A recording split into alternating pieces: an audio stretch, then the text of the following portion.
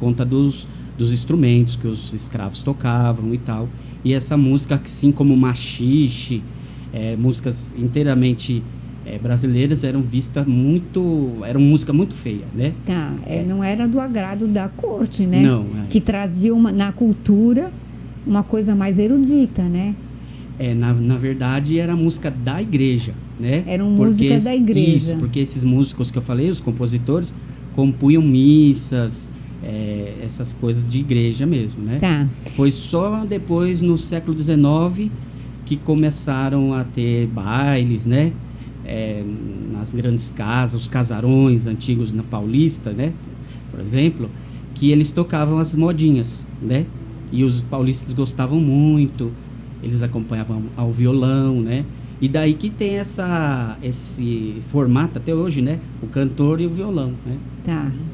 E aí, esse Joaquim Calado, que gostava das rodas de música, vocês se inspiraram nele para fazer o quarteto? O Calado é a inspiração de todo o chorão, né? Tá. Porque ele é o inventor do choro. Ele é o pai? Ele é o pai do choro. É mesmo? Ele não trouxe ele criou, então. O que ele fez? Ele com outros músicos, né?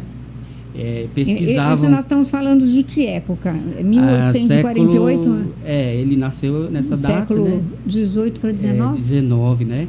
Então, aí o que acontece é que o Joaquim da Silva Calado Júnior, que era o nome dele, era um flautista, compositor popular, professor da cadeira de flauta do Conservatório Imperial do Rio de Janeiro e do Liceu de Artes e Ofícios.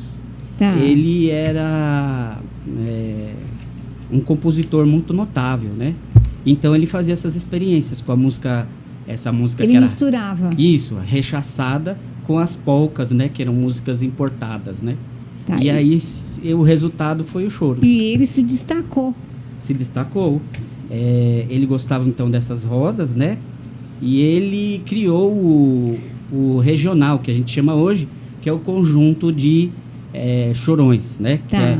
Que na época era o pau e cordas que eles falavam, porque eram violões, cavaquinhos e a flauta, que era ele que era o flautista.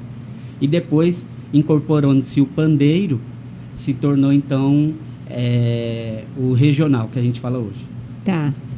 E o que você gostaria de colocar aqui que eu não te perguntei, para mim me posicionar? Bom, quando você fala assim, o pai do choro, esse choro, essa nomenclatura, para esse som que sai de uma flauta, ele significa o quê? Para quem não tem conhecimento do que é o choro de fato.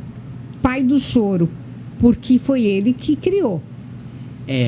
Esse jeito de tocar, né, que é o choro que eles falam, não é só o nome do gênero, tá, que hoje a gente conhece como nome do gênero. Como gênero. Mas é a forma de tocar, né?